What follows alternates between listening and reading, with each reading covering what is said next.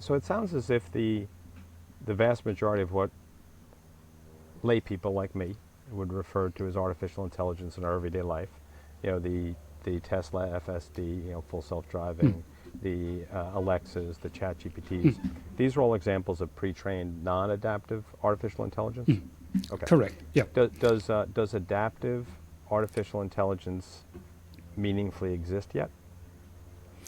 Well, we've been working on it for the last 20 years and commercialized it. We, for example, the 1-800-Flowers group of companies are using it for, customer support. But, our current version certainly is not at full human level, but it has much deeper understanding and can use context, can reason about the situation, and certainly has memory, so it remembers what was said earlier in the conversation and previous conversations.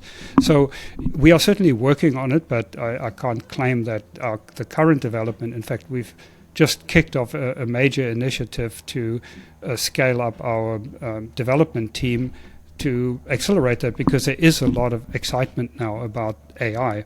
Mm-hmm. And it's an opportunity for us to grow that aspect of our business.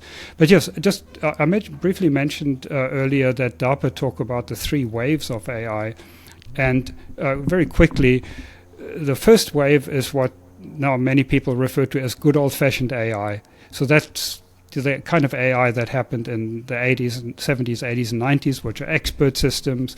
IBM's Deep Blue World Champion would be in that. So they're roughly rule-based systems.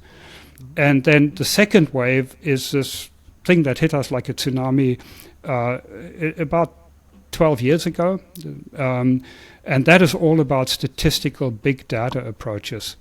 And, there was a breakthrough basically in around about 2012, where people figured out how to use, the big companies figured out how they could use massive amounts of data and massive amounts of computing power, like Google.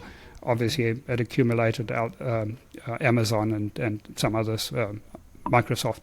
And they figured out how they could use massive amounts of data and massive amounts of computing power to build these statistical models, these pre-trained models, and do really, really useful things. Speech recognition, for example, automated speech recognition has much improved translation, image recognition. I mean, we wouldn't be as far with the self-driving cars. I mean, it's amazing what it can do.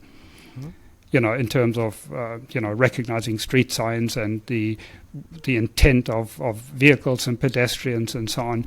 That's all because of the breakthroughs in statistical learning. So that's the second wave. But the third wave is going back to the original dream of AI, to build thinking machines, and that's called cognitive AI. So your focus here is on cognition, on intelligence. What does intelligence entail?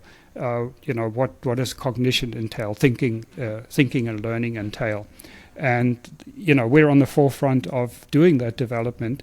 But because statistical AI has been so incredibly successful, it sort of sucked all of the oxygen out of the air.